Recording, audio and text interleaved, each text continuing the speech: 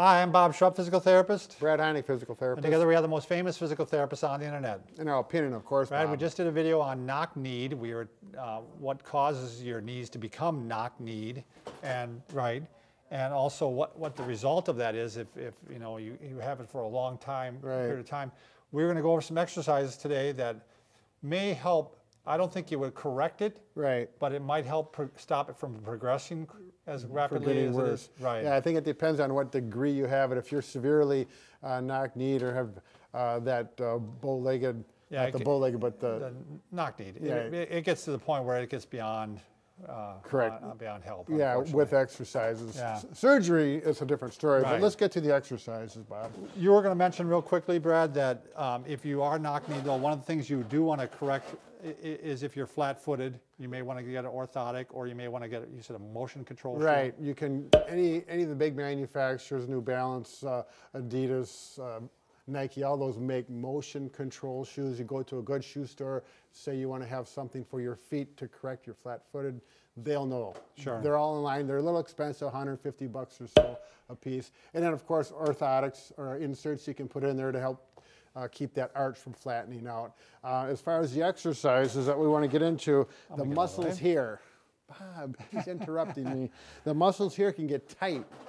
And when these muscles are tight, they pull in the knee, which helps the knock-kneed syndrome even get worse. So we want to get those loose to help those muscles go out in that way. And the first one's really easy.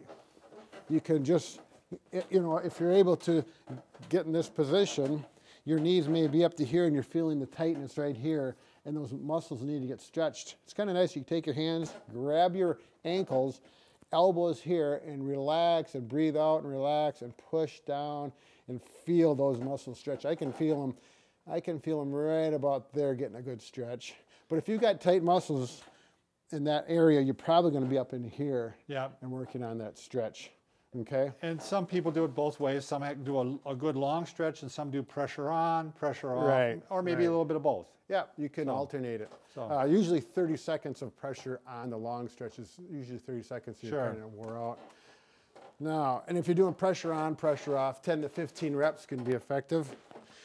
This one is going to depend on how mobile and flexible you are, but the 6-inch foam roller, that's the diameter I like to use. You're going to put it in here, and we're going to actually self-massage that muscle. Right now, I'm curious on how you're going to do this, Well, Brad. of course you are, Bob. That's why I said you have to be, you're going to go out like this, and right now I'm getting in there, and this is... Well, that's an aggressive stretch. It is. This is not everyone's going to be able to do this. Yeah, I don't know if I can do that. That's yeah, I thought the same thing, but it's not that hard. Not as hard as it looks. Yeah, and you got to practice with it. If it doesn't work for you, go back to the clamshell. Sure. Okay, and you work that. And if you have a larger diameter, it may work better for you as well. And it's probably going to be the firm foam roller, not the soft one. Sure. Okay, and you're just going to work that for 3 to 5 minutes on both legs, of course. Probably also help to ride a horse every once in a while, right, Brad? Yeah.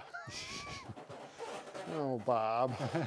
Okay, then, so we want to stretch these muscles however we can with those 2 exercises, and we want to strengthen this muscle, because as this goes in, if we can tighten up here, it's going to help pull that knee out a little bit. So the hip abductor muscle needs to strengthen. This is my favorite hip abductor muscle, laying on your side. So this is the leg we're strengthening. We're going to go up like this and down. You're going to go up as high as you can and down to about the parallel to the point floor. To be made here. You don't want to be leaning back like this. Right. And you don't want to be leaning forward. You're going to be just right. Right. And one common mistake on this one is people point their toe up and they start doing this, and it's not going to help. The toe has to be pointed that way, hip here, and don't let the foot come in front of you. You can see your foot way up there. It's way too up. You need to look down and only see your toes. And you can really feel it right there when you're doing it right. I do this one. I do it actually on a ball. Oh, the exercise ball. Oh, yeah. That's a really good option. Yeah. And I'm already feeling a good burn right in that hip abductor right now, and I'm going at about 10 repetitions. Okay, wow. Right, Brad, I didn't mention on the last video, but you do have a little hole in your Calvin Klein socks. I'm not getting rid of them. I like them socks.